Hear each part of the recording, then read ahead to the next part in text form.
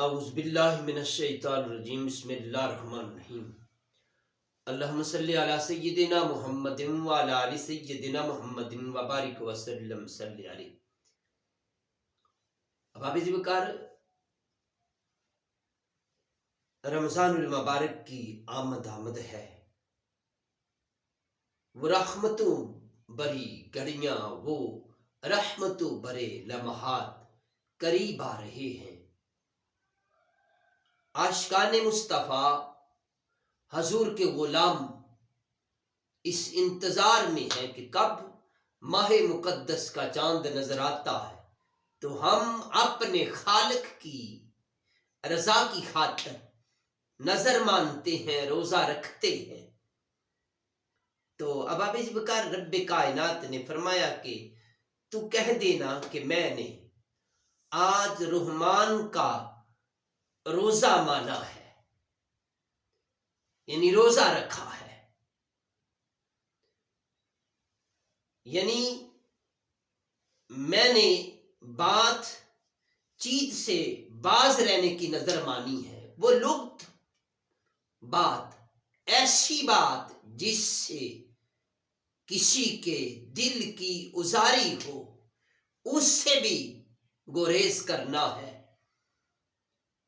اور ایسی گفتگو جس سے کسی کے دل کو تکلیف ہو، کسی کے دل کو رنجش پہنچے، کسی کو پریشانی ہو، کسی کو اذیت پہنچے، وہ گفتگو جس سے کسی کا دل دکھے، اس سے بھی گریز کرنا ہے، وہ گفتگو بھی نہیں کرنی احباب وقار۔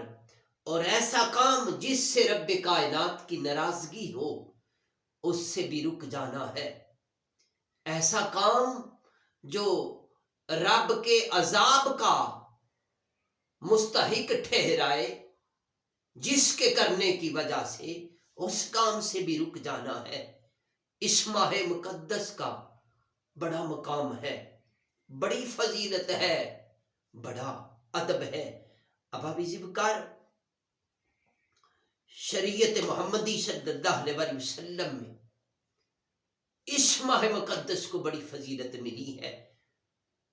یہ صبح سے لے کر شام تک لمحہ لمحہ برکتوں والا ہے، رحمتوں والا ہے ماہ مقدس کا مہینہ۔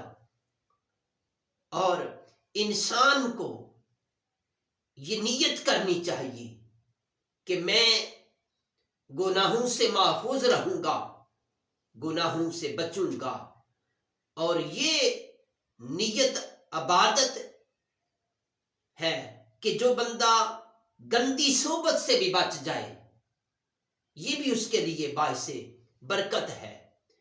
اور فرمایا کہ صوم کہتے ہیں روزے کا منشا، یعنی نفس کا روزہ توڑنا، دل میں صفائی پیدا کرنا، دل کو صاف کرنا، دل کو پاک رکھنا، اور دل میں غربا، مساکین، یتیم جو ہے ان کا بھی خیال رکھنا، اور مسکینوں، یتیموں کا، بیواؤں کا خیال رکھنا، ان کو بھی ان کی بھی خدمت کرنا، ان کے ساتھ بھی پیار محبت کے ساتھ پیش آنا۔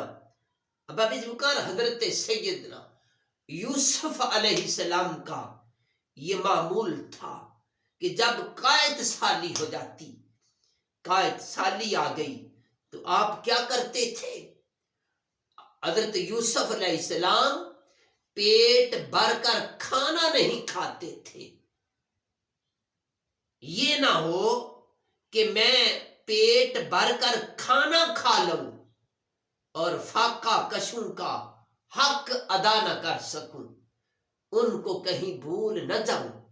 احباب وقار، وہ اللہ کے رسول، وہ اللہ کے مقرب بندے، ان کو اپنی امت کا اتنا خیال ہوتا تھا کہ خود اپنے پیٹ کو فاقے میں رکھتے، پیٹ بھر کر کھانا نہ کھاتے، اسی طرح تاجدار کائنات محبوب خدا صلی اللہ علیہ وآلہ وسلم کا بھی یہی معمول تھا کہ آپ صحابہ اپنے پیٹ پر پتھر باندھتے تو حضور کے پیٹ پر بھی پتھر باندھے ہوئے تھے. آپ بھی فاقہ کرتے، آپ بھی روزے رکھتے، آپ بھی غربا یتیموں کا اور مسکینوں کا خیال رکھتے. یہ امت مصطفی کے لیے یہ درس ہے، یہ آقا علیہ الصلوۃ والسلام کے غلاموں کے لیے درس ہے.